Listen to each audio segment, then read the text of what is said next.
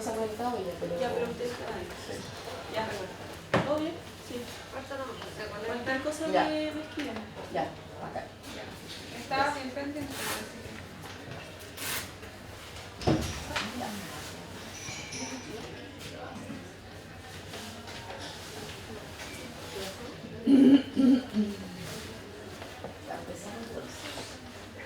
Ya. Buenos días. ¿Cómo están? Buenos días. Qué bueno. Bueno, vamos a empezar el panel 22 de Políticas Públicas, Resiliencia y Comunidad.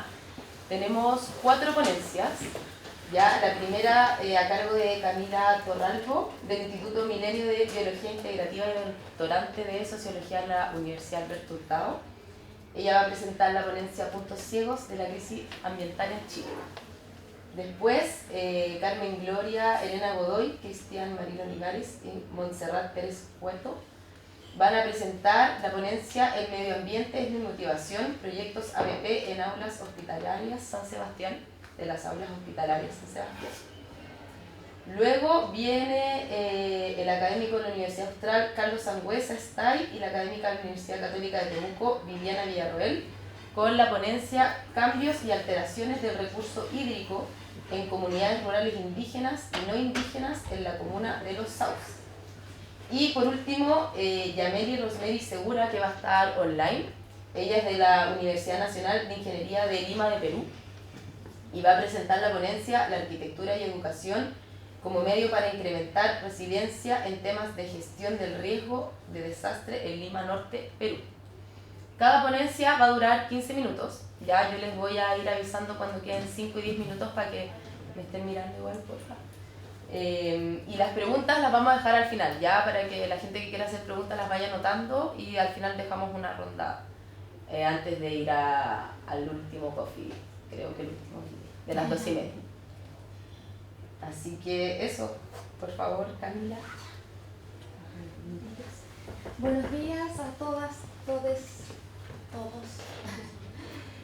Bueno, mi nombre es Camila Torralbo, trabajo para el Instituto Milenio de Biología Integrativa y actualmente soy estudiante de doctorado en Sociología en la Universidad Alberto Hurtado y queríamos contarles un poco una experiencia de trabajo comunitario y territorial en Calle Larga. Este trabajo de colaboración, no sé si conocen la comunidad de Calle Larga, es una localidad pequeña, cerquita de los Andes, muy cerca de Santiago, metropolitana, ¿cierto?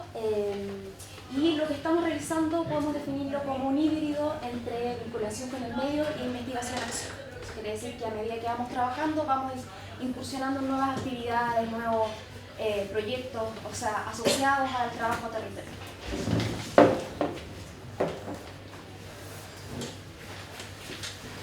Bueno. Estamos trabajando desde el 2017, yo me incluí hace ya 2 años en este proyecto, trabajando con las comunidades, ¿cierto? Y al principio partió como un trabajo de guío con Prodesal y a medida que ha pasado el tiempo se ha incluido, bueno, más comunidad de trabajo, a lo que Prodesal se conoce como los usuarios de Prodesal, ¿cierto? Se incluyó también la municipalidad con el Departamento de Medio Ambiente del municipio de Calle Larga. La Universidad Alberto Hurtado, con doctorantes que trabajamos como asistentes de investigación o apoyando el proyecto PME del Instituto Milenio de Biología Integrativa, pero también con colegas como Javiera Barandarian de la Universidad de California Santa Bárbara. Estamos realizando proyectos de pasantías para estudiantes de Global Studies, ¿cierto? Para que puedan conocer localidades de crisis hídrica, etcétera, que es lo que afecta principalmente a esta comuna. Bueno, actualmente estamos trabajando en estrategias para enfrentar el cambio climático a nivel general, pero cuidado del agua con mujeres campesinas, agricultoras de la zona, eso es lo que estamos desarrollando exactamente ahora, y en junio vamos a trabajar con el tema de las pasantías. Sí. Bueno, durante el Congreso se ha hablado mucho de interculturalidad, de colonialidad, etcétera, pero nosotros queremos invitarlos a proponer también nuestras propias conceptualizaciones a partir de nuestra experiencia en el trabajo territorial que nosotros traemos. De repente tenemos esta costumbre bastante eurocentristas, de tener conceptualizaciones socioambientales o sociopolíticas, ¿verdad? Y las implementamos en los territorios en los que trabajamos, pero nosotros también tenemos la capacidad de accionar y de gestionar nuestra propia definición de los territorios y de las problemáticas que evidenciamos aquí en nuestro trabajo. Uno de esos, y a partir de la experiencia con el trabajo de Calle Larga, ha sido el trabajo de los puntos ciegos ambientales. Los puntos ciegos ambientales, como idea general, ¿cierto? Tenemos un campo de visión ambiental que en general está dominado por la idea de controversia socioambiental, no sé, Quintero Puchuncaví, Ventanas, etcétera, Complejo Ventanas, Hidroicén en su momento, etcétera, toda esta idea de controversia que se nos puede venir a la mente. Pero a la medida que estos espacios de controversia, que sean físicos o políticos, aumentan en su nivel de complejidad y sus desastres socioecológicos también aumentan, esto va dejando ciertos puntos ciegos de la visión de lo que entendemos como conflicto socioambiental o como problemáticas ambientales en general.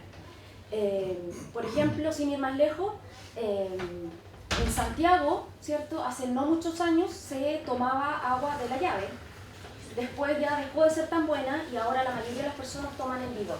No sé si se dieron cuenta que algunas personas quizás estuvieron recorriendo por Villarrica y acá lo que antes era un agua súper rica y ahora también vi yo en algunos locales bidoncitos. Entonces esta idea de que las crisis, ¿cierto? Los desastres lentos que avanzan lento de repente nos van alcanzando y el campo de visión ambiental, como va aumentando en su gravedad, nos aumenta el grado de tolerancia que tenemos frente a la crisis ambiental en general. Obviamente esto profundiza las injusticias sociales y ambientales y la capacidad que tienen las distintas comunidades de reaccionar frente a estos espacios. Particularmente, no en ningún caso desmerece el nivel de conflictividad territorial que hemos visto en Quintero Puchuncaví y el Complejo Ventanas, pero está muy cerca de Calle Larga. Y en Calle Larga lo que hemos visto es que no hay agua para regadío, hay problemas de tecnificación de riego, hay problemas para poder alimentar de buena manera, mantener a los suelos con los nutrientes necesarios, etc. Entonces es un poco este el fenómeno, ¿verdad? Que hay algunos espacios donde se iluminan socioambientalmente y otros que, porque aumenta su nivel de emergencia, obviamente oscurecen a los. Bueno, los puntos ciegos los podemos observar de distintas maneras. Uno es como concatenación. Yo en particular trabajo en temas energéticos y no sé si han escuchado hablar del hidrógeno verde. Entonces, esta solución energética verde puede concatenar una serie de otros conflictos y que de repente esto al final, esta cadena al final, termina siendo el punto ciego. El punto ciego es cuando la solución energética necesita, por ejemplo, paneles solares que afectan espacios territoriales específicos del desierto, por ejemplo. O se necesita desalinizar el agua y esa sal vuelve al mar y puede generar espacios, ¿cierto?, de extrasalados en el mar y que afecta a la agricultura, ¿cierto?, de pesca artesanal, etcétera, en las comunidades locales. Entonces, esta idea de puntos ciegos ambientales se trata de poder ver de repente que en las soluciones se puede concatenar una serie de puntos ciegos que a los que también tenemos que atender. Durante el Congreso también hemos escuchado hablar harto de las huertas, las soluciones huerteras, ¿verdad? Y la huerta también tiene concatenación de problemáticas. O sea, se queda la idea de la huerta, pero la huerta tiene ciertas plagas, ¿verdad? Tiene caracoles, alguien tiene que trabajar en esa huerta, hay que desmalezarla, la desmaleza y a los días siguientes está la maleza ahí, hay problemas de abastecimiento de agua, de cómo riegas, cómo vas a tecnificar ese riego tecnificado tiene que ser electrificado, ¿quién va a pagar ese? Entonces no queda solamente en la planta, la huerta, la foto, sino que eso desarrolla otra serie de problemáticas que no necesariamente son del todo negativas, pero que de repente oscurecen esta idea súper positiva de algunas soluciones socioambientales. Institucionalmente también ocurre lo mismo. La institucionalidad ambiental soluciona, prevé, trata de atender problemáticas ambientales y de repente, por ejemplo, en algunas reuniones que tuvimos en la región con el subsecretario de Medio Ambiente de la región de Valparaíso, decía así como, pero si en Calle Larga no pasa nada. Porque claro, tiene al frente súper iluminado un conflicto socioambiental súper potente que tiene un montón de información, visibilidad pública, mediática, política, etc. Y que hay un montón de agentes involucrados. Entonces, a eso parece ser que en Calle Larga, que tiene problemas de riego y de abastecimiento de agua para uso humano, no se ve. Entonces, estamos corriendo los límites de tolerancia también a nivel institucional. La invisibilización pasa por muchas cosas, pasa por la capacidad de agencia política y mediática que tengan las comunidades de establecer eso en la agenda, de decir, ¿sabes qué? Tenemos problemas en la agricultura, de calle larga en este caso, ¿cierto?, para nuestro riego y nuestro consumo humano, pero también en la capacidad de comunicar este problema, etcétera, y también qué tienes al lado. Si hay algo que tenga una controversia mucho más grande, probablemente se oscurezca tu espacio. Como dificultad de soluciones comunitarias, algunos de los campesinos que trabajaban tenían la solución de generar pellet de los desechos orgánicos y las soluciones a la venta de ese pellet, porque claro, lo puedes producir, reduces residuos, pero generas un producto perfecto. Pero no tenían estufas a pellet. Y la solución de la institucionalidad era que, bueno, todavía no eran zonas saturadas, entonces no tenían acceso a estufas a pellet porque no era zona saturada. Y la comunidad decía, pero ¿tenemos que esperar ser zona saturada para tener una solución ambientalmente responsable? Entonces ahí empiezan, ¿cierto?, una serie de dificultades que las comunidades establecen sus soluciones, pero no necesariamente la institucionalidad ambiental o la legalidad permite implementarlas. Las tres siguientes vamos a hablarle un poco más en relación a Calle Larga, que nos ilustran un poco mejor. Con el agua en particular y el problema de la escasez hídrica que vive Calle Larga, hay un problema con el riego tecnificado, como les comentaba, las comunidades no son capaces de subsidiar la electrificación que significa el riego tecnificado. Pueden postular a proyectos de riego tecnificado, está todo instalado, ¿cierto?, pero no pueden costear la luz o los proyectos de energía fotovoltaica, o eso simplemente enchufarlo, ¿cierto?, a la red que corresponde a su gasto de usuario, digamos. Hay problemas con las secciones, la cuenca del río Concagua está separada en 3 secciones, y hay problemas de la administración de estas secciones de acuerdo a la escasez hídrica y a los tiempos de riego que tiene cada una, etc.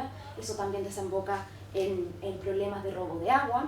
La fiscalización con la DGA, hay un problema súper grande, que es que las fiscalizaciones o las denuncias de robo de agua o de mal uso del agua no son anónimas, por ejemplo. Y eso genera obviamente aprehensiones de la comunidad para decir, sabes que acá se está ocupando agua, mucha agua para palto, acá se desvió un río, etc. Sigamos. También, con respecto a la privatización y la masculinización, la privatización de las aguas es un problema muy amplio en Chile en general y que ha tenido larga data de discusión legal. Las organizaciones de usuarios de las aguas, el 90% son hombres en Chile. Obviamente esto se ve reflejado también en la comuna de Calle Larga, y además tienen que estar integrados por propietarios de derechos de agua y tienen carácter voluntario, pero tienes que ser propietario de derechos de agua. Como solución comunitaria y territorial, estamos realizando ahora un taller de mujeres del agua, estrategias para enfrentar el cambio climático en Calle Larga.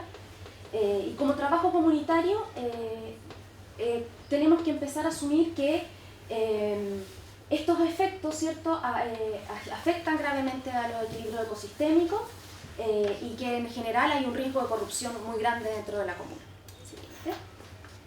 Entonces la invitación es a investigadores, profesionales, ¿verdad?, en este caso a los encargados de la educación ambiental en el país, a posar la mirada, ¿cierto?, de estos espacios de puntos ciegos ambientales que de repente incluso vienen desde las soluciones ambientales, poder tratar de ir un poquito más allá de nuestros propios trabajos para explorar estos espacios.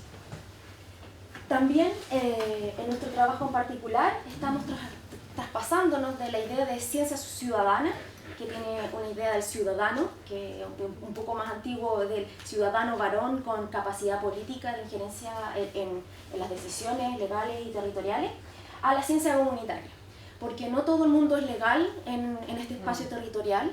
Hay una capacidad de agencia súper grande en los niños, que no son ciudadanos, ¿verdad? Y otros espacios también, otros espacios de sociales. ¿Sí? No, anterior. Ahí. Bueno, también en relación a este sentido de urgencia que se nos viene encima, hemos hablado quizás en algunos espacios conocerán el término desastres lentos, esta idea de que a poquito va el desastre socioambiental alcanzándonos de manera que es como una gotita y que no nos alcanzamos a dar cuenta hasta que llegamos, y de repente la tolerancia a la urgencia ya empieza a como desvanecerse un poco, ya estamos un poco acostumbrados al desastre porque va muy lento. pero establecer este sentido de urgencia también en los espacios en que de repente no tienen capacidad de visibilización tan grande.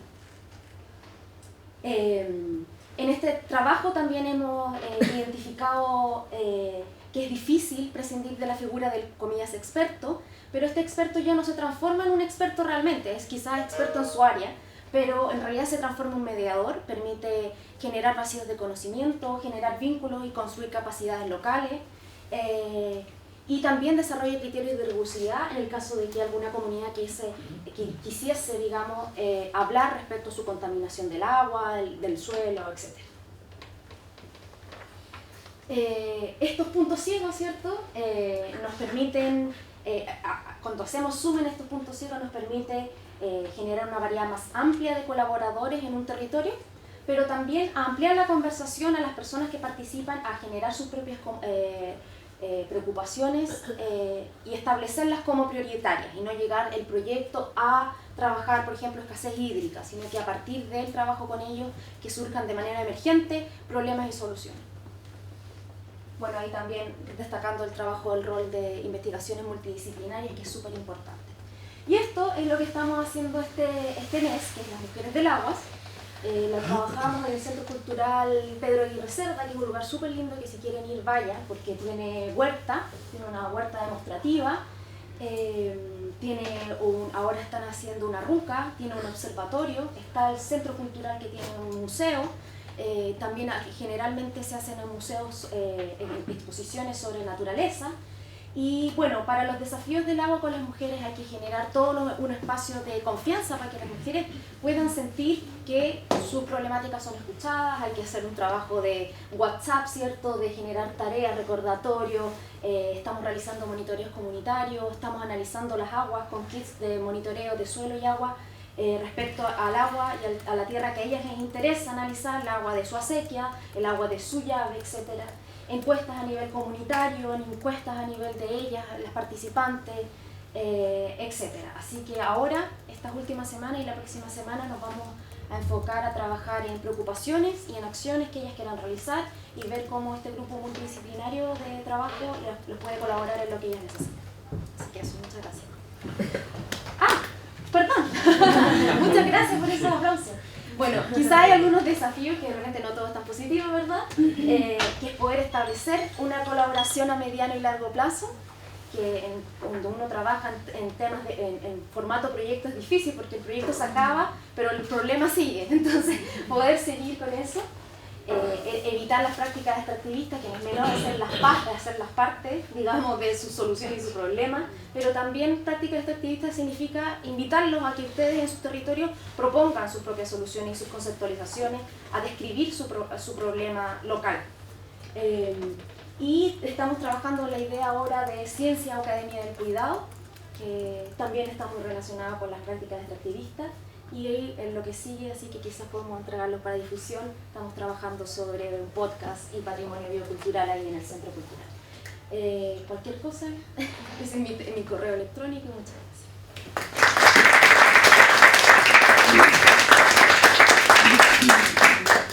Muchas gracias, Camila. Ahora es el turno de Carmen, Gloria, Cristian y Montserrat.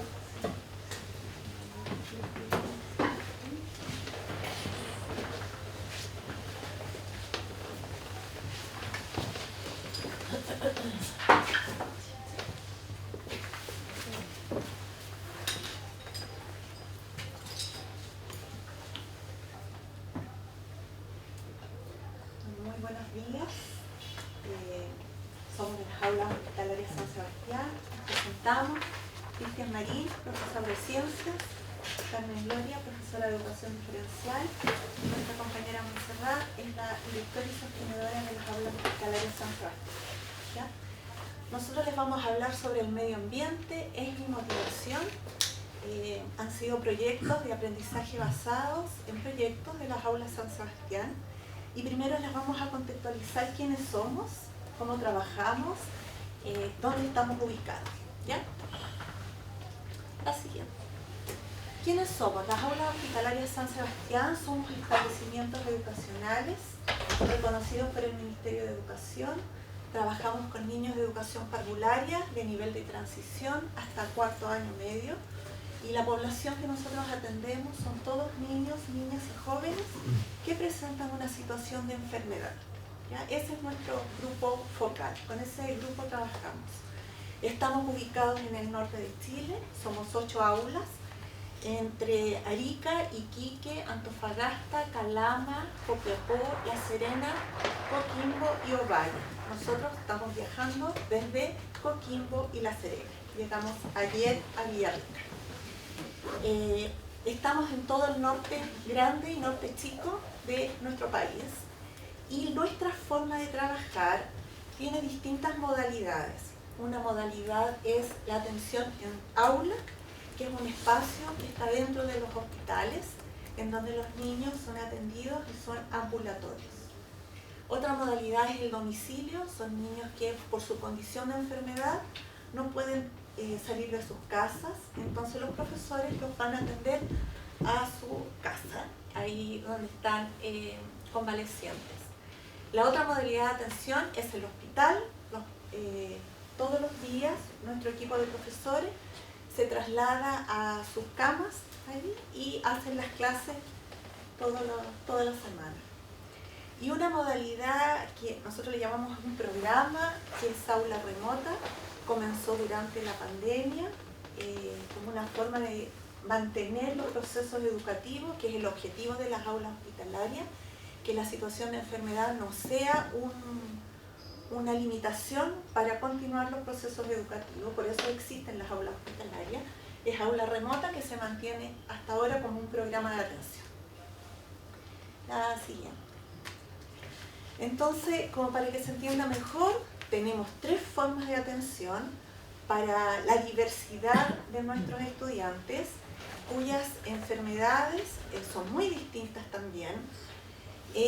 Sala-cama, donde el equipo va dentro del hospital a sus lugares, a sus camillas, el aula, que es un espacio pequeño en el hospital. Nuestra atención es en multigrado, que eso también es otro elemento distintivo. Y el domicilio, en donde nuestro equipo de profesionales anda en este momento en terreno por todas las casas de los niños entregando atención. ¿Qué niveles atendemos? Entonces, de educación prebásica desde los 5 años, los niños de nivel de transición, enseñanza básica, enseñanza media. Tenemos un preuniversitario inclusivo para los niños que en cuarto medio ya se proyectan con una carrera o quieren generar un emprendimiento o quieren proyectar su futuro. Nuestro equipo de profesores también los va preparando en eso y reforzamientos permanentes a través de aula remota y distintos talleres que vamos entregando. Este es nuestro equipo profesional, somos muy diversos también, profesores de educación general básica, educación media, educadoras de párvulo, educadores diferenciales, psicopedagogos, psicopedagogas, trabajadoras sociales. Y durante este último tiempo, dadas las necesidades de nuestra población, se han ido incorporando otros profesionales que nos están apoyando como profesionales especialistas, terapeutas ocupacionales, psicólogos educacionales y fonoaudiólogas. Dada todo este contexto y toda esta diversidad, ¿cómo nosotros podemos bajar el currículum escolar para poder abordar las distintas características de nuestra población? Para nosotros lo más importante es el niño, es su bienestar, es su salud, y los procesos educativos acompañan este proceso de mejora. Y ahí llega esta estrategia que es el aprendizaje basado en proyectos, que para nosotros ha resultado una oportunidad y un aprendizaje muy significativo, ya que nos permite primero incorporarlo como una innovación para organizar el currículum escolar. También permite que los aprendizajes sean significativos y contextualizados, porque los protagonistas de los ABP son los estudiantes y los profesores somos mediadores de esos procesos. Por lo tanto, son ellos quienes hacen, quienes crean y quienes van desarrollando distintas capacidades para lograr pensar, transferir, reflexionar y generar pensamiento crítico. Como les decía, estudiantes protagonistas, docentes mediadores, y lo más importante del ABP es que es flexible y nos permite responder a toda esta diversidad de población que tenemos, esta atención de grupos multigrados y la diversidad también de situaciones de salud con las que nos enfrentamos. Ventajas que ha tenido este trabajo: nosotros estamos desde el año 2019 trabajando con ABP y ha permitido que el equipo docente aprenda también de manera continua, se ha reencantado con la educación porque los obliga a crear cosas distintas. Es una evaluación permanente de proceso, profesores creativos, profesores innovadores, profesores activos, y eso ha sido una experiencia muy bonita que nosotros más rato se la vamos a mostrar a través de un video en donde damos un paseo desde el año 2019 a la fecha. Estudiantes. Los estudiantes, yo creo que lo más relevante es el compromiso y la participación. Hoy les vamos a hablar puntualmente de cómo lo hemos hecho con el tema del medio ambiente, porque este ha sido un tema que nos acompaña desde el año 2019 por interés de los estudiantes. Nosotros hacemos encuestas para preguntar sobre qué quieren aprender, y uno de los temas que siempre aparece es el medio ambiente, el reciclaje y la naturaleza. Por lo tanto, desde que comenzamos a trabajar con ABP ha estado presente esta temática. Participación, reflexión frente a preguntas, y los invita a pensar y a reflexionar y a criticar lo que está en su entorno. Y como estrategia propiamente tal, es una estrategia de trabajo colaborativo, nos obliga a ponernos de acuerdo, a tomar decisiones, no solo como equipo docente, sino que entre los estudiantes. Es una estrategia flexible, favorece la inclusión, que está al centro de nuestro proyecto educativo. Nosotros necesitamos que todas y todos aprendan, independiente de su situación de enfermedad o características, y se van generando pequeñas comunidades de aprendizaje. Bien, buenos días. Profesor Cristian Marín por acá, profesor de ciencia. Continuando con la presentación de la profesora Carmen, contarle un poquito sobre nuestra experiencia en el contexto de ABP. Bueno, primero mencionar que los ABP también han ido sufriendo modificaciones en base a los mismos intereses que muestran los estudiantes. Esto le da ese carácter de dinámico, puesto que tenemos que siempre estarnos, como dice Carmen, poniéndonos de acuerdo para poder realizar el trabajo de la mejor manera y que los chicos realmente para ellos sea significativo. Lo que tal vez este año tiene un interés grande, fuerte, tal vez es un desafío distinto para la siguiente temporada. Entonces, como me habían mencionado, siempre está el medio ambiente dentro de nuestras temáticas, dentro de nuestro eje central, y acá tenemos más o menos los nombres de los ABP que hemos ido llevando a cabo desde el año 2019. Mi planeta, mi hogar. En el 2020, el medio ambiente es mi motivación. Se nos quedó muy marcado porque fue el año de la pandemia, entonces tuvimos que reinventar todo, no solamente el contexto del ABP, sino, bueno, ustedes recordarán. 2021, el mundo de la ciencia, ahí también tuvimos, ya con un poquito más de conocimiento del tema de trabajo remoto y todo, estuvimos trabajando, incorporando que con mucha fuerza el tema de los valores que tratamos de transmitir dentro de nuestras temáticas de contenido. Acá, por ejemplo, podemos ver que en el 2021 se promovía mucho el valor de la solidaridad y lo empezamos a dividir en módulos para extender un poquito el periodo del ABP.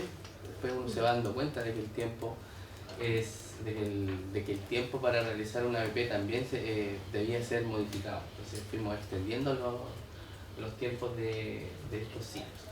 2022, el universo más allá de las estrellas, un poquito más alejado del medio ambiente, y este año estamos con los patrulleros del medio ambiente, nuestros chicos que andan por los ecosistemas locales, buscando problemáticas, soluciones, vinculándose con el entorno y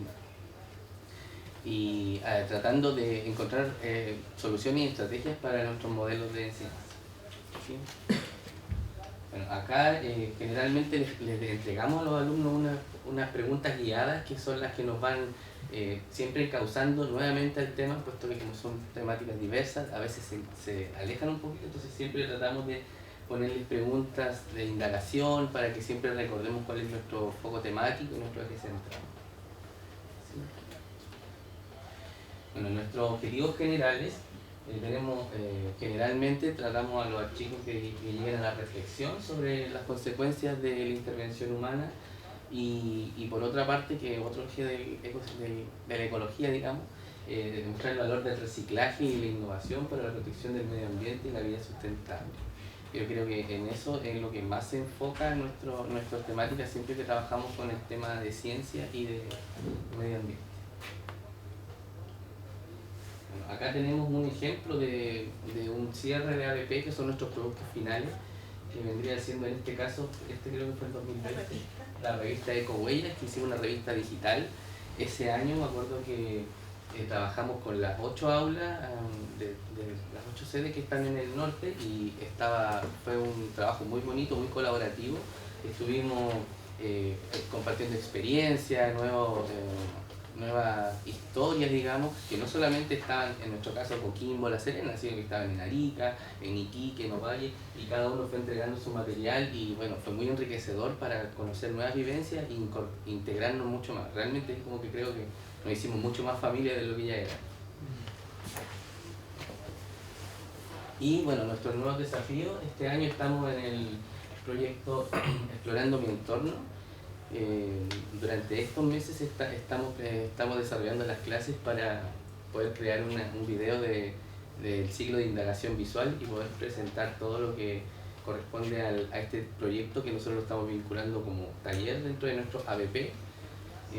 Experiencias con tecnología, como decía Carmen, nosotros estamos obligados a innovar, a dejar el salón de clases como un libro y bueno, ¿qué más? Redes con ONG, fundaciones asociadas al medio ambiente. Ahí tenemos nuestros colaboradores que son de nuestra región y finalmente nuestro gran desafío y permanente es incluir a la familia en la experiencia para impactar en la comunidad.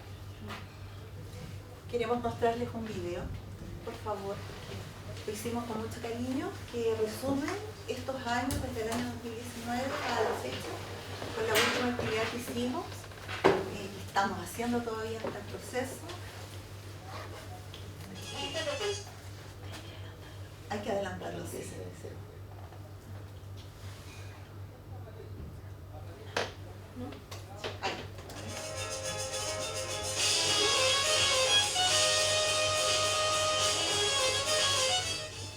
Hospitalaria San Sebastián brinda la atención educativa a estudiantes que ven interrumpido su proceso educativo debido a una situación que afecta su salud y bienestar. Para responder a sus necesidades pedagógicas y socioemocionales, nos hemos preocupado de buscar una estrategia metodológica que permita encantar y motivar a todos y todas por el aprendizaje, beneficiando la salud en general. A través de la metodología de aprendizaje basada en proyectos, hemos logrado articular asignaturas y objetivos de aprendizaje con temas centrales, basados en los intereses de nuestros estudiantes, permitiendo el trabajo colaborativo y enriqueciendo el proceso de desarrollo integral, trabajando fundamentalmente con las emociones, la familia, los procesos de metacognición y el aprendizaje continuo de habilidades para la vida. Nuestros estudiantes han demostrado interés por cuidar la naturaleza de su entorno, árboles y jardines, limpiando y preparando la tierra adecuadamente. En el norte de Chile, las playas son de gran atractivo. Sin embargo, nuestros estudiantes se han dado cuenta que necesitan preocuparse de eliminar basura y generar conciencia.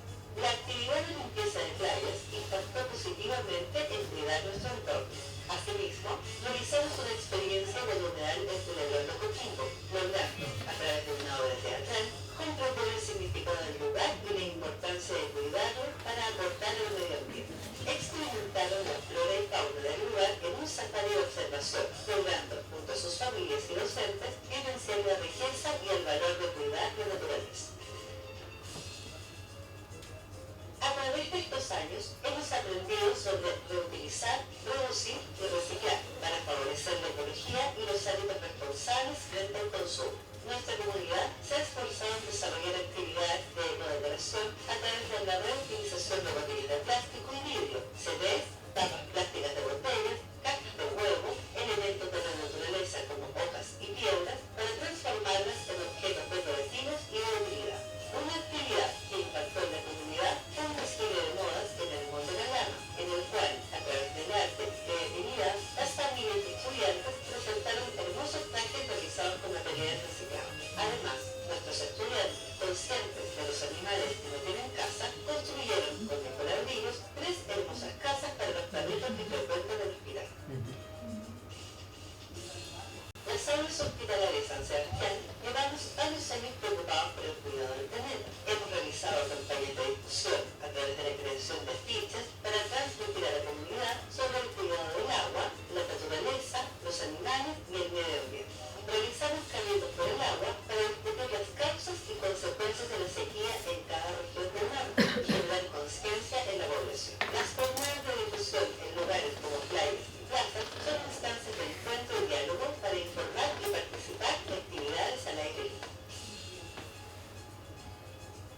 Las y los estudiantes han participado de diversos talleres formativos en los que han aprendido a construir huertos hidropónicos, aplicar la ciencia al servicio de la comunidad para reducir, reciclar y reutilizar materiales domésticos y disminuir la basura en sus hogares y su comunidad cercana. También aprendieron a realizar ecoladrillos y darles una utilidad social en la construcción de huertas, casas para mascotas, etc. Los talleres de formación han sido instancias enriquecedoras para analizar y buscar soluciones y formas de cooperar en el cuidado de nuestra comuna, comunidad y el planeta. Desde nuestra metodología de ADP, las y los estudiantes son protagonistas de los procesos de acción e investigación mediados por el docente. Para ello, hemos motivado a que exploren sobre la contaminación y sus entornos y ciudades cercanas, aprendiendo de la historia de los lugares arqueológicos y su origen, presentando a través de diversas modalidades de expresión los trabajos para mostrar la forma de proteger, cuidar y respetar el medio ambiente, los seres vivos y proyectar hacia la comunidad sus sueños para un mundo mejor.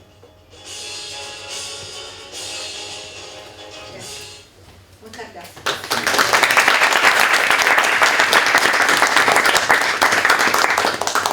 Muchas gracias. Ahora es el turno de Carlos Sangüesa y Viviana Villarreal.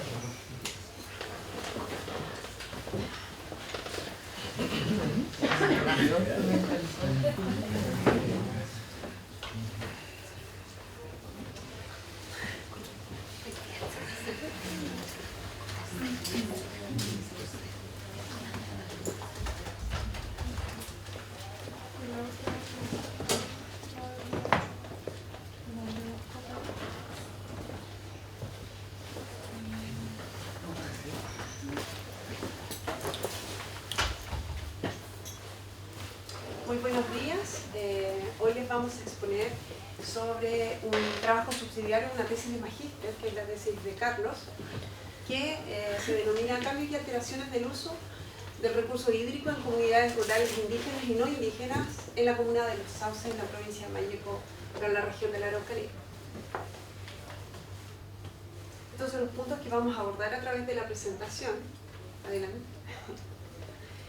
Bueno, lo primero que queremos situar es que una de las motivaciones para realizar este trabajo es exponer la crisis medioambiental que estamos viviendo a nivel mundial, ya como una gran problemática, que en este caso se asocia al agotamiento, la contaminación, la apropiación y la disposición del recurso hídrico, porque el estudio se enfoca en el recurso hídrico.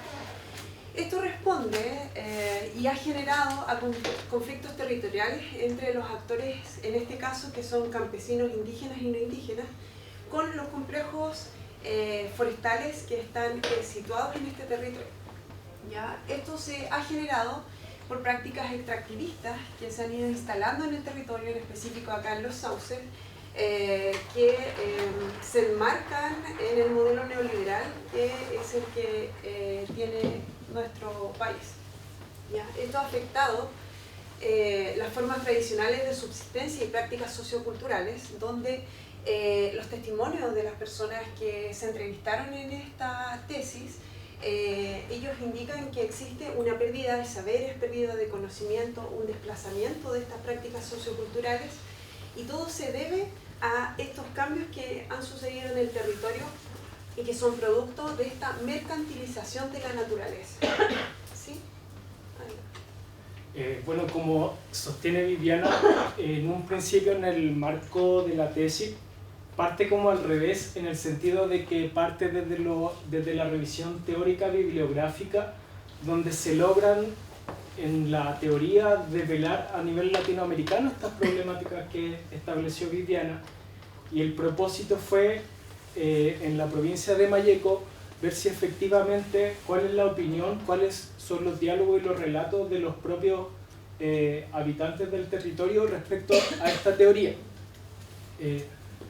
Respecto a eso, entonces se establece una crisis medioambiental a nivel regional. Esta crisis está fuertemente asociada al recurso hídrico y se da principalmente en la provincia de Malleco, más específicamente en la vertiente oriental de la cordillera de Nahuelbuta.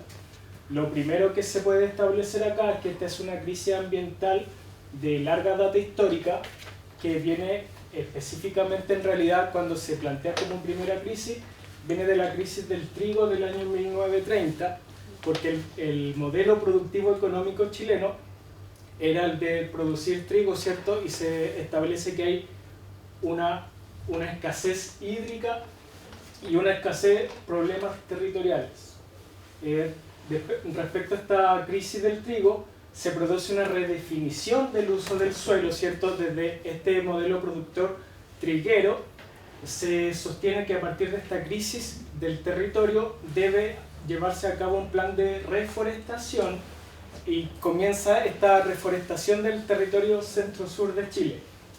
Lo importante acá esclarecer es que esta primera reforestación es de orden estatal, ya llevada a cabo en 1930, 1960, 1970, pero que con el quiebre de la democracia, ¿cierto?, en 1973, esta lógica de reforestación cambia, porque de 1930 a 1960 la reforestación fue principalmente nativa, ya de bosque nativo, pero con el nuevo modelo de reforestación del DL 701, ¿cierto?, el decreto ley 701, se estableció que iba a ser de monocultivo principalmente de eucalipto y pino insignis. Entonces hay una transformación de las praderas, de las antiguas praderas de trigo a monocultivos de forestales de pino y eucalipto. Y se puede decir que hoy en día ese crecimiento en realidad es aberrante. Tenemos un mapa por ahí, nos lo pusimos acá, pero es un mapa donde se muestra todo lo que ha sido, todo lo que está plantado hoy en día con monocultivo en este territorio, y en realidad es increíble ver todo, como dice. Pero la metodología de la investigación responde a la investigación cualitativa, porque se buscó saber desde la experiencia de las personas que están involucradas en este conflicto. Se realizó el estudio de caso a través de entrevistas semiestructuradas y se analizaron bajo la técnica de análisis de contenido.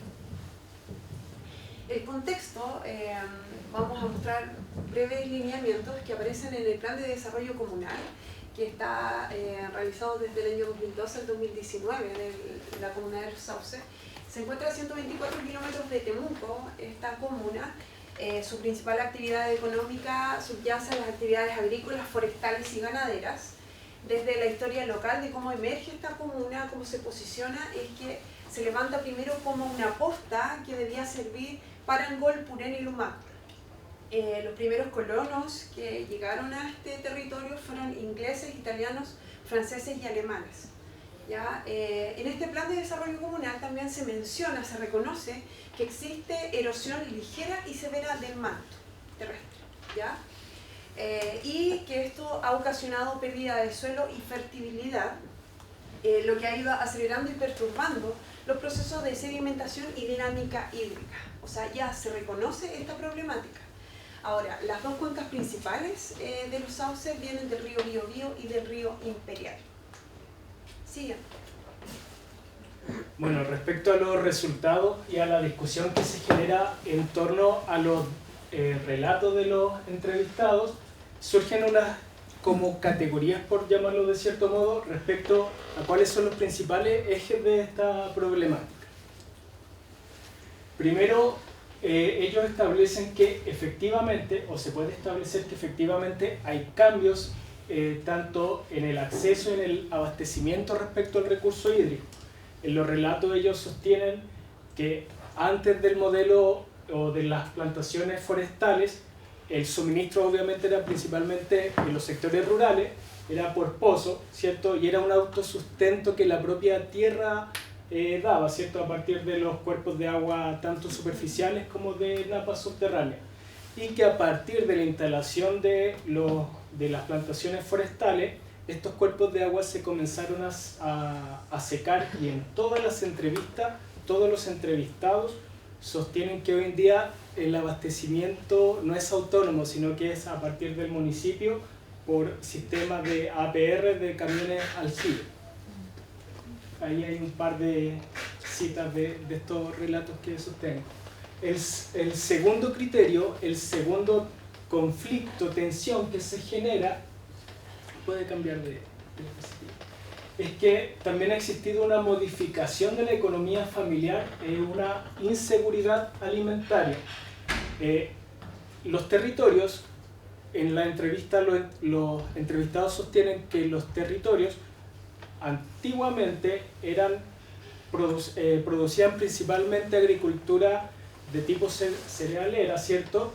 Pero en grandes extensiones, y estas grandes extensiones les permitían, por una parte, la autosustentación, ¿cierto?, alimentaria para la propia familia, pero también les quedaba un excedente, y ese excedente lo ocupaban obviamente para comercializarlo. Hoy en día cambió como digo, la economía familiar, porque ahora la producción es mucho más reducida territorialmente. Huertas, chacras a muy pequeña escala que ni siquiera, señalaban ellos, alcanzan para el autoconsumo. Y obviamente eso genera inseguridad alimentaria. Ahí están un par de citas que ocupamos de eso. La tercera, por favor. Bueno, señalan todos que hay contaminación de los cuerpos de agua cercanos al territorio y hay escasez hídrica. Todos los entrevistados señalan que el gran problema es que las plantaciones están muy cercanas a sus territorios de subsistencia, ¿cierto? Entonces han secado todos los cuerpos de agua cercanos a ellos, con lo cual se han generado pérdidas de las prácticas socioculturales. No sé, ahí Viviana, si quiere. Sí, bueno, de estas entrevistas ellos mencionan, por ejemplo, el segundo testimonio que se muestra ahí, dice que las cuencas de los esteros disminuyeron desde que comenzamos a estar rodeados de pino y eucalipto. Entonces, estos campesinos, ellos declaran que se dieron cuenta inmediatamente cómo empezó a existir este déficit progresivo y que ellos levantaron demandas, se acercaron a la municipalidad para decir esto está pasando, y ellos empezaron a organizarse para dar cuenta de esta problemática, pero recurrieron a esta organización, ¿cómo se llama? Se me olvida el nombre de esta. ¿Poder? No, la que hace los lineamientos del agua. ¿Seguía? Seguía. Sí. Servicio de Impacto de Evaluación Ambiental. El Servicio de Impacto de Evaluación Ambiental. Y ellos tienen estudios que dan cuenta de esto, pero nadie se acerca al territorio in situ a decir, bueno, estaba establecido que hasta cuántos metros se podía instalar este monocultivo, pero está pasado y está muy cerca. Entonces, es una realidad que se puede constatar en terreno, la teoría lo avala, pero no existen medidas para enfrentar esto y para contrarrestar este problema. Sí. De hecho, respecto a lo que señala Viviana, se entrevistó a un funcionario de UDEL y él señalaba que él mismo ha ido en terreno y ha evidenciado esta falla en la normativa, ¿cierto? Me parece, nos explicaba que son como 15, mínimo 20 metros que tiene que estar una plantación respecto a un cuerpo de agua. Él decía, como funcionario, que bueno, tomó fotografía, levantó un informe, hizo los reclamos, quedan en nada finalmente, pero que hasta a 2-3 metros del cuerpo de agua existen plantaciones. Eso se relaciona completamente con lo que nos decían los propios campesinos, los propios comuneros mapuche también que entrevistamos, ¿cierto? Entonces ahí hay un tema bastante grave. Revisamos también los archivos del CIA, ¿cierto? Archivos de informes medioambientales respecto a ciertas plantas que están en el sector Los Sauces, y eso uno sigue la trayectoria histórica de estos reclamos y quedan en nada. Se hace el reclamo, aparecen ahí que fueron inspectores municipales, vieron que está esta irregularidad, pero finalmente quedan en nada, y uno va y esa planta sigue funcionando. Persiste. El cuarto y último. La pérdida de prácticas socioculturales. Bueno, esto aparece mucho en la literatura y en la práctica, evidentemente en las entrevistas se evidenció. Por ejemplo, en las distintas comunidades campesinas, principalmente en la de orden mapuche, ellos tienen obviamente una identidad territorial, una ontología de mundo, ¿cierto?, propia, y ellos declaran obviamente que la naturaleza está ligada a sus prácticas socioculturales. Por ejemplo, nos daban el testimonio de que los machos hoy en día no pueden hacer su rol. ¿Por qué? Porque se les ha secado el Lagüen, y se les ha secado el Lagüen producto de esta crisis hídrica que responde a toda esta dinámica extractivista de las forestales, en este caso, de estos megaproyectos hídricos. Y lo mismo los campesinos, ahí me cuesta un poco como la identificación, campesinos no indígenas, lo voy a decir, suena un poco binario, pero es para referirme como al campesinado como de una identidad histórica más chilena, ¿ya? Ellos también han perdido muchas prácticas socioculturales debido a la crisis socioambientales del territorio, y lo relatan, pues estas fiestas costumbristas, ¿cierto? La fiesta del poroto, del mismo trigo, se han ido perdiendo por esta escasez productiva. Claro, y también esta denotación, aunque suena binaria, decir campesino indígena y no indígena, es para retratar que no importa si uno es mapuche en este territorio o no, lo afecta igual esta crisis hídrica. Y no es solamente desde lo indígena que se debe ver esta problemática. Siguiente, por favor. Y para concluir. Bueno, respecto a las conclusiones, las personas del territorio establecen una directa relación entre la implementación del desarrollo forestal en el territorio con la crisis hídrica. Si bien ellos señalan que son conscientes de que hay también un cambio climático a nivel mundial, a nivel global, ellos atribuyen en los testimonios como principal causante de su crisis hídrica el funcionamiento de estos megaproyectos hídricos, en este caso específico las forestales.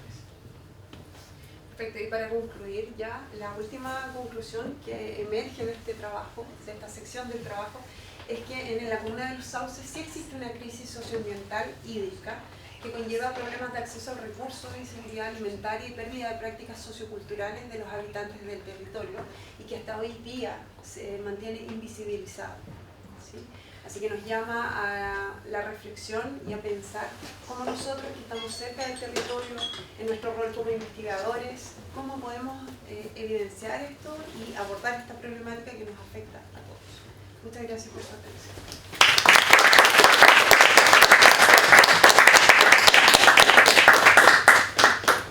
Muchas gracias. Ahora vamos a escuchar a Yameli Rosemary Segura, que está recién integrándose vía Zoom. Ella está en Perú en este momento. Así que un poco de paciencia. ¿Qué tal? Muy buenos días con todos. Ahí está. ¿Sí me escuchan bien? Buenos días, Yameli, te escuchamos súper bien. A ver. Ya, perfecto. Muchísimas gracias. Disculpen la demora, tuve problemas con el tema de la diferencia horaria. Ok. Estamos.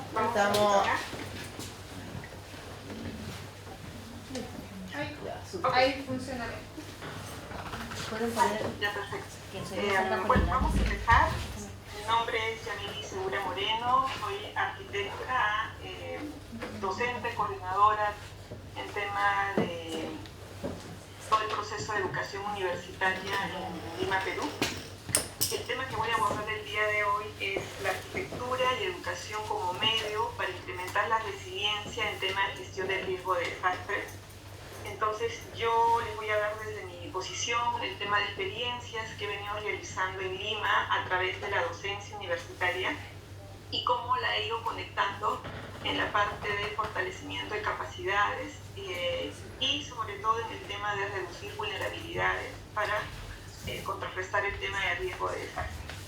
¿Sí? Entonces, empezando un poquito sobre la problemática que en el caso peruano sucede, es justamente el tema de trabajo con materiales naturales y al no tener un respeto por el tema de las normas, los reglamentos a nivel de construcción, sucede un poco el tema de que, por ejemplo, para hablar de riesgo, nosotros tendríamos que hablar de los peligros latentes, de las vulnerabilidades. Sabemos que el peligro como tal no lo podemos reducir, porque ya es existente, pero sí podemos reducir en este caso las vulnerabilidades. Entonces pasa que parte de la arquitectura peruana, ¿sí? Hablando un poco de la arquitectura vernacular en las zonas rurales, sucede un poco lo que estamos visualizando en las fotografías, de acuerdo al tipo de materialidad, un poco el tema de exposición, ¿no? Entonces, dependiendo un poco de la zona, diferentes sistemas constructivos, pero en los cuales hay una vulnerabilidad bastante alta sobre el sistema constructivo que se está empleando. Tema de humedad, tema también de afectación con la parte de inundaciones, con el tema sísmico, es decir, diferentes peligros a los cuales somos afectos. Y si nosotros hablamos ya de la zona urbana, sucede o tenemos una problemática similar que viene a ser ya la inserción de materiales industrializados, ¿no? Estamos hablando de paneles prefabricados y una temática bastante fuerte justamente de que ya en la zona urbana, en la periferia de Lima, por ejemplo, se trabaja mucho con, o tenemos en este caso, asentamientos precarios, ¿sí? Poblaciones que se han asentado sin un tema de planeamiento urbano o el hecho de no haber realizado el tema de planificación de manera adecuada, ¿sí? Y a ello se suma justamente el tema de vulnerabilidad. Podemos evidenciar de que en algunas zonas se trabaja mucho con el tema de bases y una cimentación, no hay respeto de las normas, incluso acá pueden evidenciar de que se está trabajando con llantas, ¿sí? Entonces, de acuerdo al tipo de zona, también varía el tema de qué respuesta arquitectónica es la que yo utilizo en base también a la necesidad y a los materiales que están en este contexto inmediato. Podemos ver que fuera un poco de los materiales también radica el tema estructural, ¿sí? Es decir, ya no estamos hablando del tema de exposición a la vivienda a nivel de materiales, sino la parte estructural. Y hay que recordar que en el caso de Lima, por ejemplo, nosotros estamos justo en el cinturón de fuego, es decir, que tenemos un peligro muy alto a nivel sísmico. Y el posicionamiento de muchas de las viviendas en la periferia de Lima son justamente zonas en ladera, zonas que son afectas justamente a los derrumbes y que en caso de un sismo de alta magnitud, tranquilamente la población quedaría afectada. Y en la parte superior, en muchas zonas también hay rocas que pueden quizás medir unos 10 metros, 15 metros, ¿sí? Pero que pasa que la población que estamos viendo, todo el tema de asentamientos precarios, se han dado desde los años 70 hacia adelante. Y en el caso de Lima no ha tenido un sismo de una magnitud alta ya desde el año 1870. Ese es el último sismo con un peligro bastante alto que se ha dado y después, posterior a esa fecha, no hemos tenido afectaciones. Entonces todavía en el caso de Lima se está esperando el gran sismo, ¿sí? Pero pasa que la población actual, al no haber sido afectada, está construyendo de una manera precaria, ¿sí? Ahora, les voy a mostrar rápidamente dos proyectos, ¿sí? Dos proyectos. El primero tiene que ver con almacenes de avanzada. Almacenes de avanzada es un proyecto en el cual es un proyecto piloto que se trabajó en base a un contexto similar al que les he mostrado en Lima Norte, exclusivamente en la zona de Caraballo, ¿sí? Estamos hablando de una población que en caso, por ejemplo, de un evento natural, estamos hablando de inundación, de sismo, son poblaciones que quedarían totalmente desabastecidas en caso se requiera llevar el tema de ayuda humanitaria, ¿sí? Entonces, en base a esta problemática, se decidió trabajar con el proyecto de almacenes de avanzada, que consta básicamente, acá voy a esquematizar, como la población está en zona heladera, ¿sí? Los asentamientos o las poblaciones se ocupan justamente en estas pendientes.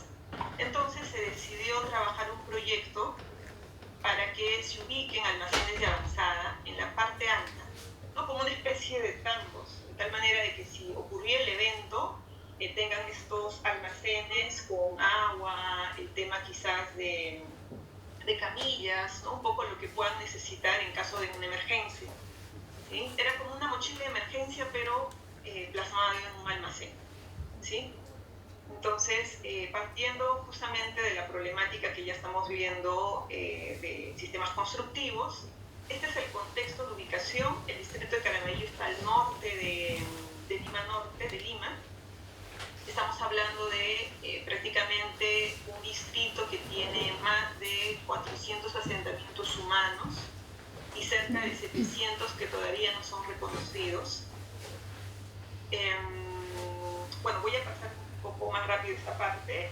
Podemos enfocarnos básicamente en el problema, bajo conocimiento de técnicas constructivas, y a ello se suma el tema del peligro de posicionamiento inadecuado. ¿Sí? Ya el hecho de estar en pendiente nos está hablando sobre un factor que ayuda al tema de incrementar el riesgo.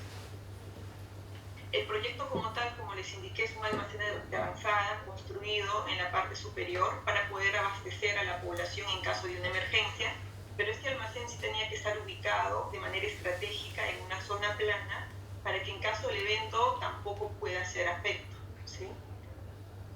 El proyecto como tal tenía que estar conectado también con los puntos de reunión o con las zonas seguras en el asentamiento humano, pero no era exclusivo para un asentamiento humano, sino que tenía que estar conectado con otros asentamientos humanos. El almacén tenía que estar también en un terreno comunal, por ese motivo la comunidad tenía que ceder parte de su terreno para nosotros realizar la construcción. ¿Quiénes participaron en el proyecto? Bueno, fue dirigido netamente por Save the Children, bajo la donación de USAID, y la Municipalidad de Caraballo, bajo el programa de Caraballo Reduciendo Riesgos. También estuvo la ONG Soluciones Prácticas, y en este caso ya lo trabajé a nivel personal, que era Cognitiva Arquitectos, ¿no? Que es la empresa que manejo.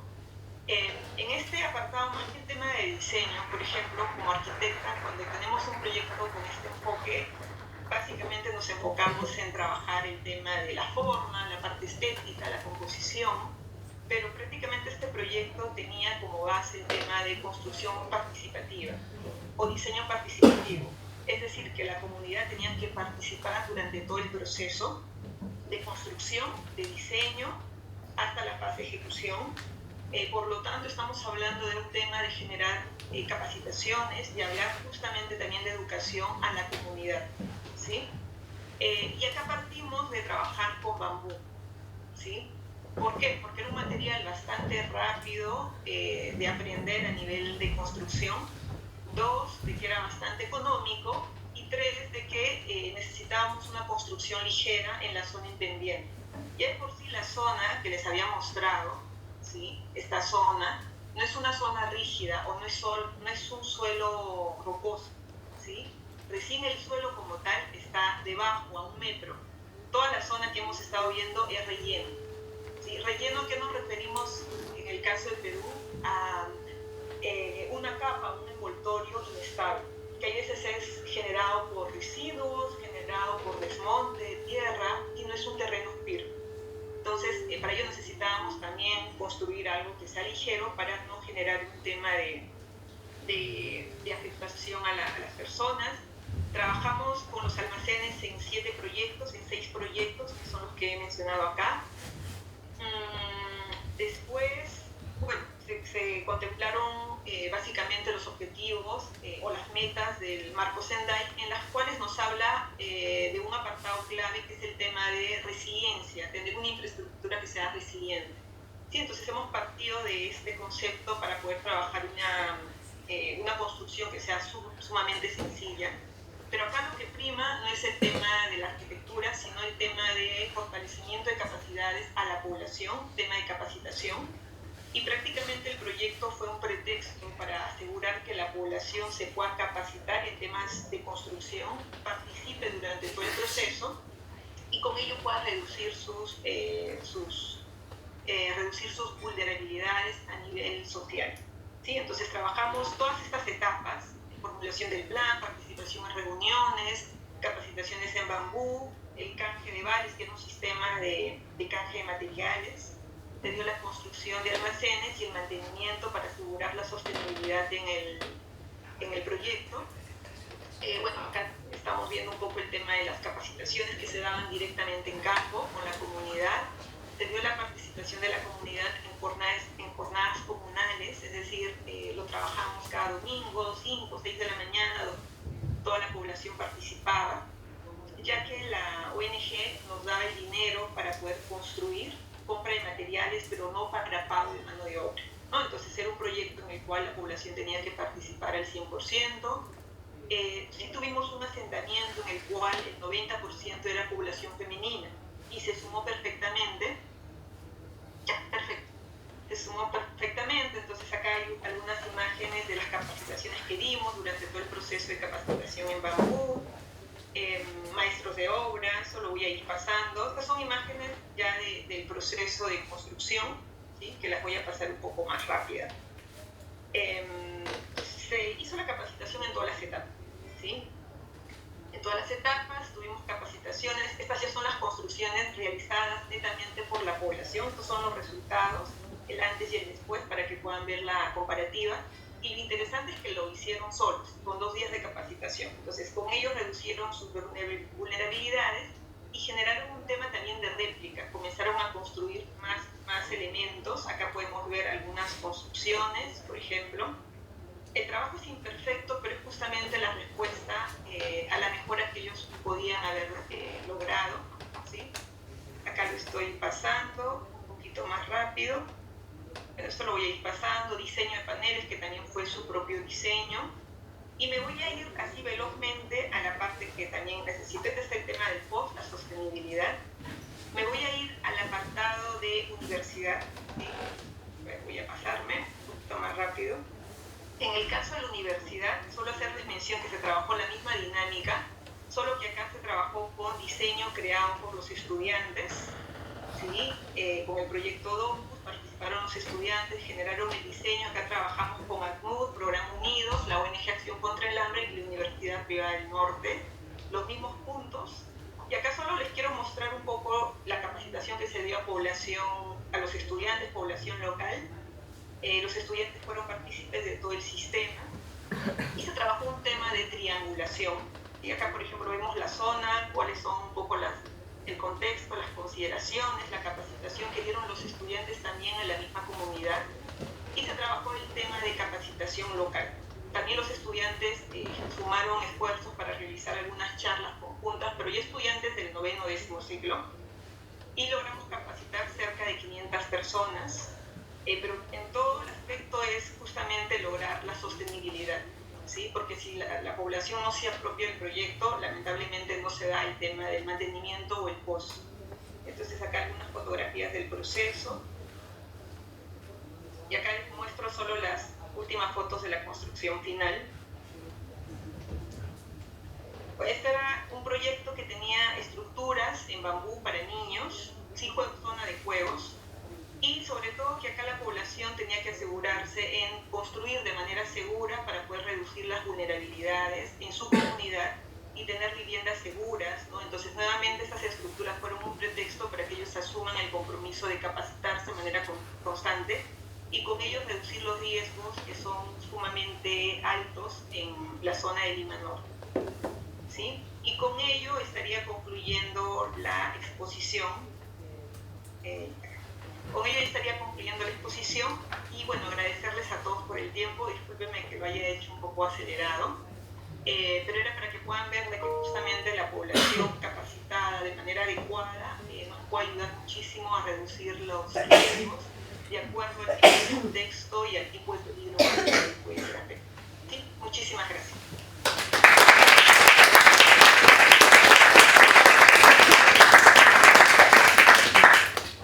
Bueno, muchas gracias a todas y todos quienes presentaron. Muy interesantes, motivantes proyectos, muy distintos también, uno del norte de Chile, otro del centro de Chile y otro del sur, y uno de Perú. Pero creo que tienen en común que son proyectos de intervenciones que están enfocadas en hacer participar a la comunidad, y creo que ahí hay una clave de cómo se están haciendo y cómo se deberían hacer estas intervenciones sociales y en este caso medioambientales, así que muchas gracias. Y dejamos abierta la palabra a preguntas, tenemos hasta las 12:30, así que... ¿Cómo? Ah, sí, si quieren también pueden sentarse ahí como para poder vernos entre todos. Y quienes tengan preguntas, por favor, vayan levantando la mano para que puedan comentar, por favor, adelante. Bueno, felicitarlos primero, me parecieron sumamente interesantes todas las exposiciones, refiriendo un poco también lo de habla hospitalaria, que tiene que ver desde el punto de vista educativo. Yo como profesor me ha llamado muchísimo la atención, porque creo que es poco visibilizado, además, no se promociona. Felicito el trabajo que tienen, quizás todos deberíamos saber mucho más de eso en todas nuestras zonas. Yo vengo de esta región y cerca sí también hay una escuela, pero no conocemos todo el mundo de cómo funciona de la manera interna. Y felicitaban sobre todo por el área sostenible y también los que nos reúnen nosotros acá. La exposición de todas las cuencas hídricas también es muy atractiva, creo que nos enciende muchísimo las alarmas.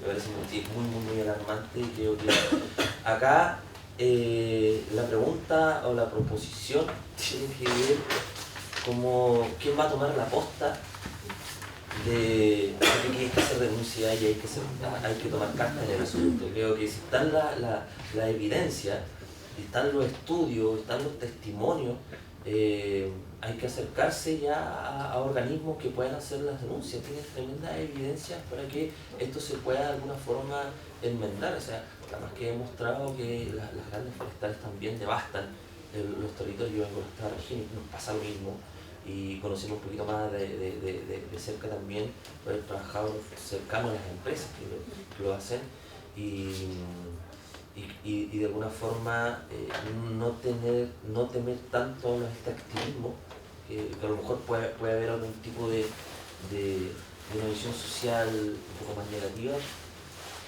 y lo digo desde el punto personal de haber trabajado en Greenpeace, porque está el prejuicio de ser activista y la gente como lo va dejando de lado, estos locos protestan y sacan las flores y las palmitas. No, hay harta preparación, muchísima preparación constante, y muchos de los que trabajan, por ejemplo, en Greenpeace son profesores universitarios que realizan estudios, y que gracias a esos estudios y los accesos que tienen las universidades se han podido tomar acciones legales, incluso cerrar empresas en la octava región termoeléctrica por tiempos prolongados hasta que hacen sus mejoras. Se pudo prohibir gracias a los mismos estudios de profesores que trabajan en la Universidad de Concepción, que trabajaron en Greenpeace, y que se prohibieron en este extractivismo, entre comillas, prohibir o detener la instalación de más termoeléctricos. Entonces, de alguna forma, poder asesorarse de alguna manera para que se puedan tomar los resguardos. O sea, mi pregunta entonces, ¿qué van a hacer con todo el material que tienen para que de alguna forma durmamos tranquilos? ¿Alguien se anima? Bueno, yo podría empezar la discusión. Creo que una de las aristas más importantes es el impacto que puede tener lo que nosotros investigamos en la educación. Creo que ahí está la clave. La educación ambiental en Chile es el pariente pobre de la asignatura de Historia y de Ciencias Naturales, que es como una unidad, por decirlo de alguna manera, que escasamente se aborda, porque el currículum escolar es tan extenso, no se alcanza, y finalmente como que algo dice de eso relacionado con el medio ambiente, pero no basta, no basta. Hoy en día, desde la inquietud de los estudiantes, emerge esta necesidad, esta urgencia, como lo dan cuenta ustedes en su trabajo, que los estudiantes tienen esta imperiosa necesidad de abordar, de aprender sobre medio ambiente, y yo creo que en ellos está la clave del cambio, porque a nosotros, si nos sacamos un poco esta máscara de ingenuidad, a nosotros todavía nos ciegan de alguna forma con esta vía del progreso, del desarrollo, y muchas comunidades también están siendo afectadas con esto, por el tema de los humedales, por ejemplo, estas intervenciones que están haciendo, y finalmente la gente dice, bueno, vamos a tener trabajo, vamos a tener esto, otro, entonces es bueno para nosotros. Pero claro, puede ser que tenga trabajo el mes siguiente o todo el año, pero la huella que queda ecológica ahí es irreparable. Entonces creo que el cambio, si yo por lo menos desde mi profesión, porque yo soy profesora de ciencias, creo que ahí tiene que empezar a gestarse algo, claro. Es súper bueno la interpelación que haces tú, que nosotros debiésemos también acudir a acciones legales y a lo mejor generar campañas más sencillas o de mayor acceso para que mayor cantidad de población tenga esta información. Porque lo otro es que muchas veces los investigadores nos leemos entre nosotros y esta información no llega a la población general. Entonces a lo mejor también es un llamado a abrir a las comunidades científicas a que se acerquen a las comunidades, que se acerquen a la gente que esté interesada. A lo mejor juntémonos en una sede, hagamos un llamado abierto y los que lleguen y compartimos, debatimos, discutimos los temas que a todos nos interesan. Creo que por ahí podría ser. Sí, quisiera agregar algo relacionado con lo que menciona la colega del tema de la escalabilidad de la información. Lamentablemente los medios transmiten las informaciones muchas veces con un sesgo importante en el que no se manifiesta correctamente cuál es la real problemática. Muchas veces invisibilizan al comunero, a la persona que está teniendo esta dificultad, pero un grupo pequeño, entonces como que casi se ve al segundo plano relegado, y a veces incluso le da mucho más realce a la misma protesta en sí, como tú decías recién, que lamentablemente le dan sensacionalismo a la historia. Y lo otro que también comparto mucho es que muchas veces lamentablemente la información que está aquí en las universidades tiene que salir a la comunidad y de una forma apropiada, cosa que esto se vea como algo real, no como algo sensacionalista, que es lo que sucede cuando uno está, cuando esto llega a la prensa, que es el lugar donde debiese de comunicarse a toda la población.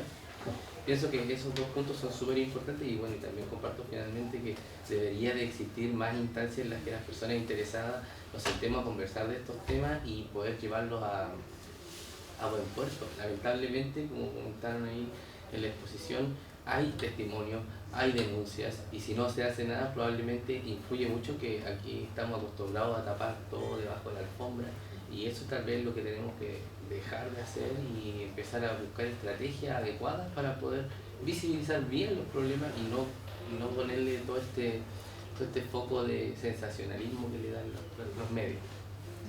Yo quiero preguntar una cosita pequeña, más del orden psicosocial. Tú preguntas cómo podemos dormir tranquilo, y esta relación, de repente la investigación en general y la producción científica en general se le achaca que no puede comunicar bien. En general a la ciencia le compete evaluar, medir, cuantificar, describir, y está más que dicho. La evidencia científica ha demostrado que el estado en que estamos de degradación y de crisis ambiental es gigantesco. Entonces, creo que la misión que tenían encomendada está. O sea, no sé si alguien se deprimió el año pasado con el informe IPCC, O sea, somos nosotros los causantes. Y creo que es contraproducente dormir tranquilo. Esta cosa como que sobre todo ocurre en educación, que a los niños no les genera ansiedad climática. Pero lógico, si a ti te pasa que fallece alguien de tu familia, no te estás riendo. Tienes pena, porque es el sentimiento acorde a la situación o el contexto que estás viviendo. Si tu planeta se está degradando, no puedes dormir tranquilo. Y no sé si estoy abogando porque dormamos intranquilos, sino que porque parece una locura que no tengamos ansiedad climática. Y yo creo que quizá un poco el tema de los medios es súper importante. O sea, si no se ha logrado transmitir la ansiedad climática o porque no estamos realmente transmitiendo o no estamos logrando transmitir la verdadera circunstancia en la que nos encontramos, que es como en algún momento la gente no creía, por ejemplo, en el COVID. Cuando, claro, empiezas a demostrar cifras de fallecidos, etcétera, tú te empiezas a dar cuenta de la realidad. Pero el factor psicosocial no está acorde a la realidad que realmente estamos viviendo. Y yo no se lo achacaría necesariamente a la ciencia, porque creo que ya harto tiene con estar medir y estar todo el tiempo haciendo laboratorio, que es un trabajo gigantesco también. Así que es importante también. Sí, a mí me gustaría tocar el tema de la gobernanza. En este caso, la gobernanza del agua, que es un tema que ese concepto se está utilizando bastante a nivel latinoamericano. Por ejemplo, yo diría que en Colombia, que es un caso que conocemos con Viviana, efectivamente hay gobernanza del agua o están mucho más avanzados que nosotros. Acá en Chile se está planteando bastante el tema de la gobernanza, es decir, que todos los agentes o los sujetos involucrados en estas problemáticas socioambientales dialoguen y tomen política y práctica en común donde se escuchen las voces. Eso, por ejemplo, no está expuesto acá, pero en los mismos testimonios aparece que las personas del campo dicen ya, nos llamaron a una mesa del agua. La fotito, la publicación en el diario, pero después se desaparecen, no vienen todas esas propuestas de acción y planes de acción que se plantearon en esa mesa del agua. No se ha cumplido ninguna allá 2-3 años. Ya le podríamos echar la culpa a la pandemia, que fue en ese periodo, pero que yo sepa hasta la fecha aún no se han puesto en práctica esa gobernanza que supuestamente se estaba llevando a cabo acá en el sector de los sauces. Entonces, ese es un tema bien importante, que cómo hacemos real gobernanza, es decir, cómo involucramos a todos los agentes implicados en estas problemáticas. Ahora, desde el punto de vista académico y de producción de conocimiento, bueno, lo dice acá la compañera, la producción científica ya ha evidenciado que el factor humano es el que el extractivismo, ¿cierto? El factor humano es el que ha llevado principalmente a esta crisis. Es bueno. Yo creo que también es el rol de la ciencia, el develar conocimiento. Ahora, desde el ámbito más académico, tenemos igual que estar conscientes que desde las universidades igual se relaciona con el mundo político. Entonces, desde el mundo académico, yo creo que en parte por ahí podría estar el desafío, cómo este conocimiento realmente se lleva a políticas públicas. Por ejemplo, en la educación intercultural hay muchos diálogos académicos que después deberían transformarse en políticas públicas. Yo creo que va mucho también por ahí. ¿Cuál es el rol, en este caso universitario académico, para influir de forma efectiva en el mundo político? Y lo otro que pienso, y ahí tomo las palabras de Viviana, en mi caso yo soy profesor. Yo creo que también ahí el mundo académico tiene algo súper importante, que debería incluir esto en la educación continua, ¿cierto? En la educación, en la formación inicial y en la formación continua.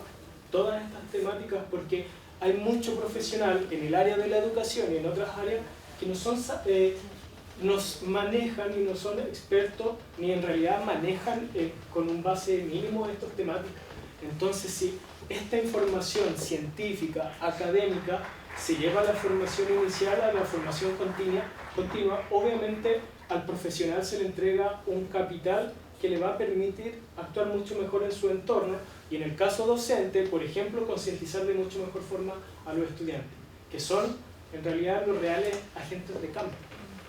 A mí solo me gustaría agregar, yo lo miro como profe y desde la didáctica, desde la bajada, porque toda esta ciencia todo lo que ya sabemos, cómo yo lo llevo a los primeros cursos, cómo transmito esa información a los niños de enseñanza básica y enseñanza media. Hay un documental que está en Onda Media que se llama Elementos, que salió hace muy poquito, 30 minutos, pero me parece maravilloso porque la tierra, el agua, el viento como elemento de la naturaleza, el daño al planeta, pero mezclado con otras artes, con la música, con el diseño, logran hacer una bajada muy didáctica para comprender lo que está pasando. Y yo creo que eso también es algo que nos falta, mezclar distintas disciplinas.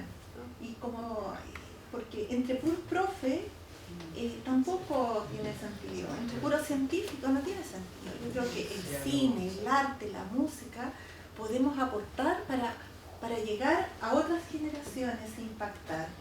A mí me gustó mucho ese documental, si pueden véanlo, porque creo que es una bajada didáctica, enseña y es transversal. Una plataforma de vida. Ondamedia.cl. Muchas gracias. Ahí había una pregunta primero. Después. Gracias. Bueno, agradecer las presentaciones, todas muy interesantes. Solo para meter la cola, yo diría que ya está visto que las universidades no solo enseñan e investigan, sino que también está la tercera misión, que es como la divulgación. Como que eso es algo que tiene que hacerse cargo la universidad, tal vez no los investigadores, pero sí los equipos extendidos. Como que sabía que las universidades están insertadas en un espacio local y tienen que incidir en él. Entonces ahí creo que sí le corresponde a la universidad con los recursos que maneja, como poder hacer también un trabajo mucho más fuerte, vinculado tanto al lobby como a otras organizaciones. Y sí o sí la gobernanza local de las pequeñas comunidades tiene que estar muy fuerte ahí, porque son los que viven esta transformación. Bueno, metí la cuchara, pero quería hacer preguntas principalmente. Respecto a la primera presentación, me pareció muy bacán y me preguntaba un poco cómo en este análisis de la cuenca, como de las problemáticas, las distintas secciones, ustedes están abordando el tema de los ecosistemas asociados a estos cauces, ¿no? Como el bosque que está ahí, los animales que existen en ese espacio, como se meten un poco en esos temas, como reflexionar un poquito, ya, el agua es como lo que nos falta, pero cómo eso se vincula con el bosque, con la montaña, con los animales que andan por ahí. Mi segunda pregunta sería para la señorita Yameli Rosemary. Respecto al bambú, me llamó la atención porque el bambú, ¿será que es una especie que está disponible cerca de este lugar Caravaggio? No sé si lo dije bien, suena como un pintor italiano, pero me pregunto para efectos de si es que hay pertinencia con esa solución basada en la naturaleza. Me parece bien importante porque acá tenemos Chusquea y se está analizando harto la Aquila y otras como análisis para estructura. Entonces, serían mis dos preguntas. ¿Contestamos? Sí, ahora sobre todo vamos a empezar a trabajar con patrimonio biocultural y, por ejemplo, algunos de los talleres que hemos hecho han sido como la memoria del agua, dónde había agua, dónde no había agua, el tema también del agua, todas las medicinas, ¿verdad?, que se han ido perdiendo, los usos y costumbres. Hartos de los talleres han tenido personas mayores participando, mujeres participando de edad avanzada. Entonces ella decía, cuando yo era joven ocupaba tal filo para el resfrío y otras cosas que ya no están. Entonces también eso habla de, primero, de una perspectiva de género de los análisis ecosociales, que es súper importante porque lo que le da las mujeres, la importancia de la naturaleza es distinta en otro género. Entonces, eso por una parte, y sobre todo sobre el recuerdo del propio territorio.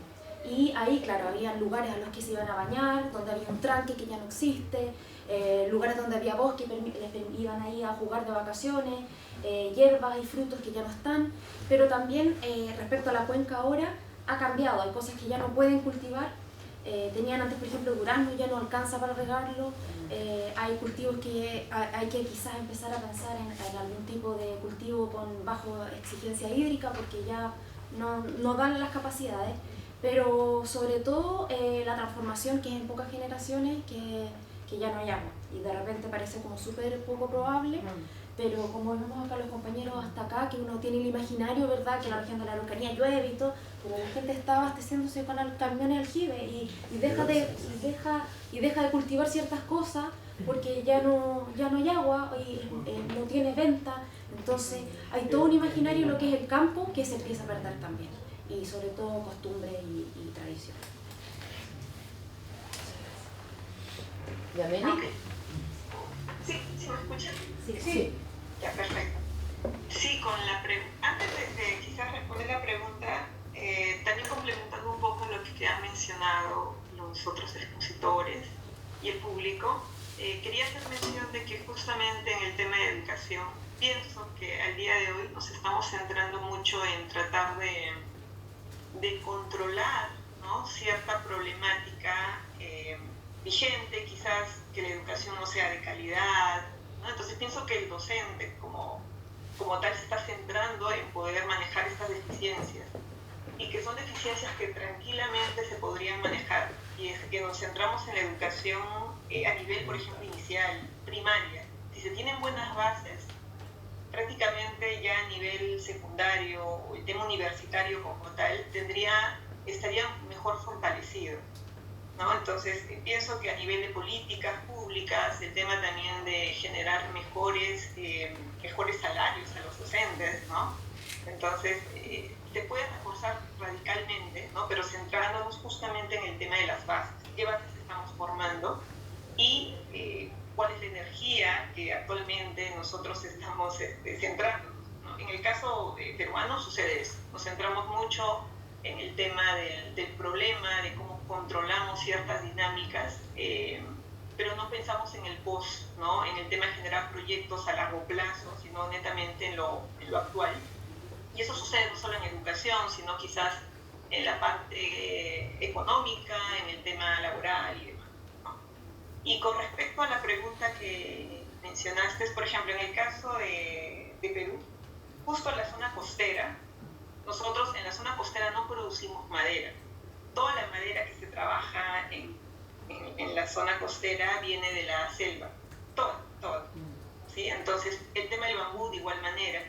Ahora, ¿por qué trabajamos con bambú y no con madera, por ejemplo? Lo hicimos porque desde el año 2014 ya tenemos el bambú en nuestra normativa. Es decir, que se puede construir de manera legal, oficial, con el material. Es la guadua pustifolia la que nosotros tenemos, pero lamentablemente la población no construye, ni en la costa sierra, no construyen con el material porque no se conoce, no se sabe que está en la normativa, por ejemplo. Entonces era también un punto de partida para que la población pueda conocer el material y pueda justamente difundirse un poco más, que puedan trabajar de una manera mucho más cercana, y sobre todo por el tema de economía y la resistencia, ¿no? Si nos vamos, por ejemplo, en el caso de Colombia, trabajan con el bambú, fuera del tema de construcción, de la parte arquitectónica, lo trabajan para poder revitalizar las zonas que han sido afectadas por el tema, por ejemplo, el tema de los cauces, tema de inundaciones, incluso lo utilizan como disipadores de energía para el caso de los huaicos, ¿no? Entonces tiene otro tipo de función, y es ahí donde radica el tema de la resistencia del material. Tiene muy buenas prestaciones, tranquilamente para construcción permanente, ¿no? Pero acá la raíz era de que lo teníamos en la normativa y necesitábamos invertir. Era por eso. Muchas gracias. En honor al tiempo, ¿les parece que hagamos la última pregunta de aquí? Y yo tenía, bueno, en primer lugar saludarlo, y tenía dos preguntas súper al hueso. Uno es para Camila. Somos coterráneos de región, yo soy de la comuna de Villa Alemana. Y me llamó mucho la atención porque en Villa Alemana, que es una comuna que está muy cerca de Valparaíso, Viña, a 20 minutos, 10 minutos, nosotros tenemos una escuela, y digo nosotros porque trabajo en la Corporación Municipal de Villa Alemana, que ya no tiene agua. Y quería saber cuál era la respuesta que te habían dado como cuando se preguntó acerca de la zona de catástrofe. Así como tenemos que esperar a hacer zona de catástrofe para ver, porque yo creo que nosotros en un par de años vamos a hacer la misma pregunta en el sector del Patagual, que es una escuela rural que ya no tiene agua en Villa Alemana. Y la otra es para Yameli, es saber si en Perú, y me llamó la atención por el tema de Lima principalmente, si existen políticas arquitectónicas para las escuelas públicas de Perú, o en qué condiciones están, si se ha podido intervenir, si hay algún documento que se pueda observar o algo así. Eso. Camila. También al hueso, sí.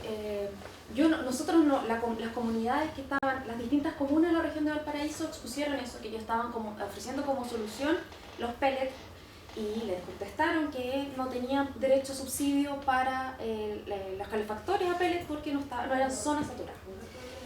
Y la respuesta fue, bueno, de la autoridad les dejamos el correo electrónico. Y obviamente las comunidades dijeron, a mí, yo ya tengo su correo electrónico, yo tengo el teléfono de la oficina, yo llamo, escribo y no pasa nada. Entonces, claro, ahí la pregunta es un poco también como por los activismos, por eso hablamos también de los puntos ciegos como visibilización. Si al final el que no llora no mama, si hay que tratar de buscar los medios y tenerle poco susto, digamos, a llorar, digamos, si es que es necesario, a reclamar lo que sea necesario, etc. Y estos puntos visibles de la crisis medioambiental se están haciendo más amplios, más grandes y abarcan más territorio. Entonces hay que tomarla como la aposta individual en la medida de lo que sea posible, si es una escuela, si es un centro cultural, pero también no colocarnos en la posición individualista, si tampoco es que hayamos sido nosotros los causantes de esta crisis. Particularmente, somos los quizás los llamados responsables a tratar de contribuir, pero no somos los responsables.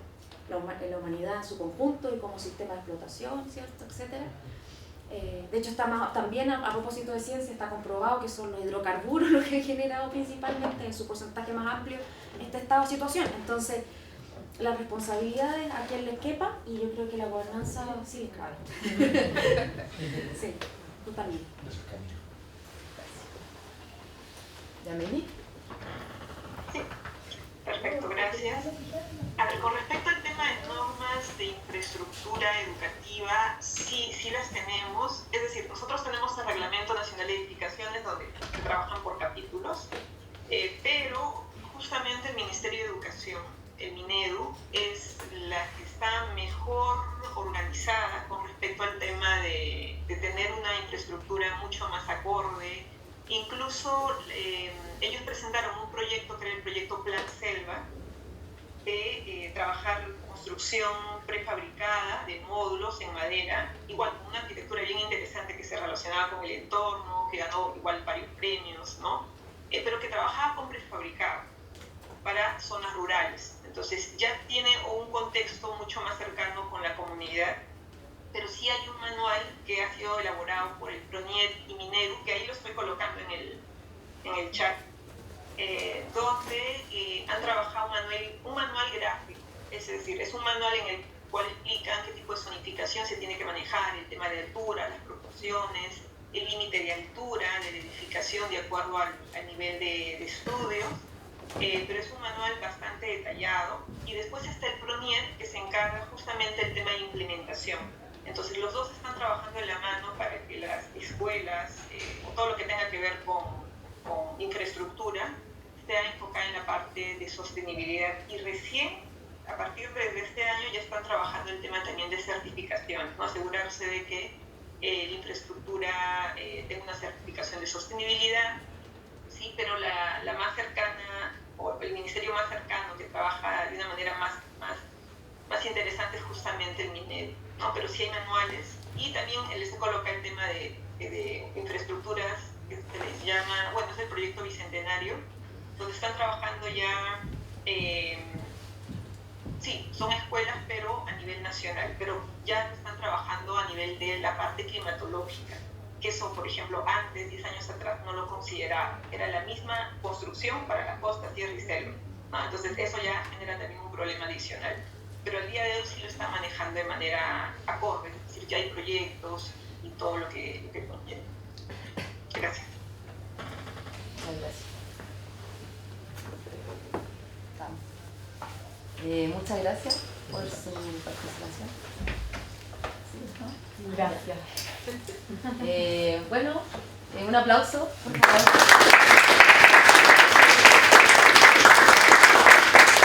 Ahora lo invitamos a disfrutar del encuentro.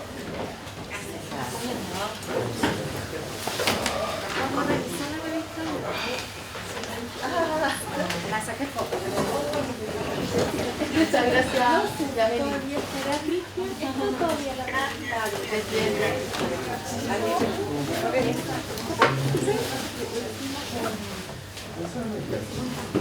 Venga, Manu.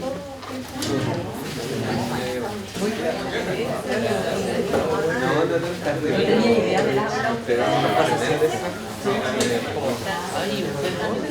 Y por un cafecito. Muy bueno.